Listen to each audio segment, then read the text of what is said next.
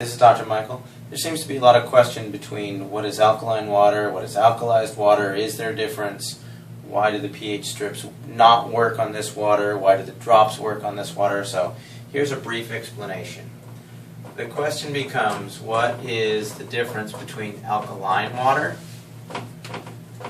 versus alkalized water? The short answer for this question is this is a chemical change, this is an electrical change. If you were to use your pH strips, like for a pool, and they test the chemicals and the water comes out at, say, 4.5. Well, with a pH of 4.5, you would then add either calcium or magnesium or some like that to increase the alkalinity. What the pH strips, if you will,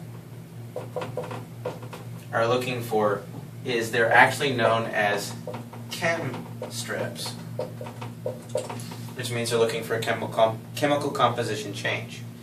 If you take the water from the SD501 and you use a pH strip, your before and after will be the same. If you take any type of table water, whatever other machines, and you're getting a change in the chem strips, it means that you've added the calcium and magnesium, and now you get an 8.5 water because of the chemical change in the water.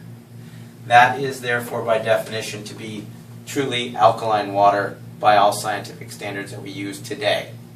However, when you start to compare this to alkalized water, what's going on is there is an electrolysis process, and basically it's shocking the water. It takes an enormous level of energy to do a process that is called the dissociation of water. And you can Google that. Basically, it's the process by which you take water and you lend it to a hydrogen ion and a hydroxyl ion. The hydroxyl gives you a free electron that you can use to be a free radical scavenger. But when this process happens, basically there's an array which has a negative side and a positive side. This will attract the hydrogen ions. The hydroxyls will come over here. Well, when this happens, because they're so unstable, what they will do is they will instantly convert to H2, which is hydrogen dissolved in water. So then you end up with an H2 molecule and a couple of hydroxyls. Because this ratio changes electrically, you'll get a rise in your pH. There's no chemicals added. There's nothing they're taken or added to the water. It is strictly a requirement of power, which is where this unit comes in.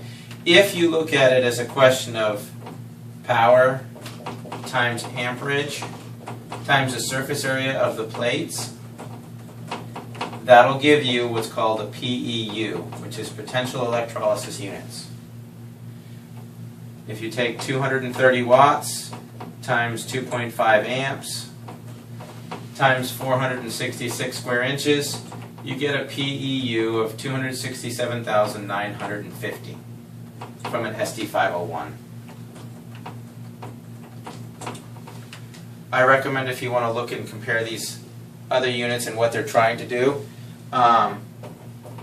Alkaline Water Plus has a great website. It's actually a competitor's website, and it proves the power output. Most of the units there have 110 watts times a half amp, and the standard plate size is 117 square inches, which gives you a PEU of 6,435, or approximately 2.4% of this power. Because it doesn't have enough power to create the dissociation of water, they have to add calcium and or magnesium to change the water supply. When that happens, you then run the risk of all the dangers that are associated with alkaline water, because if you keep adding these things into the system, they can in fact affect blood pH. That's why people say, oh, alkaline water can be dangerous, you got to be careful not to do too much, you might alkalize the system.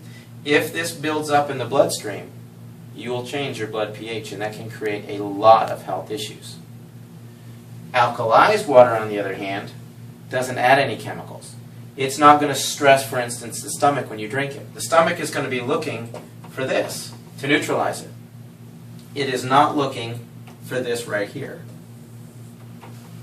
So as soon as this water is absorbed into the body, the charge is absorbed, your pH becomes essentially neutral.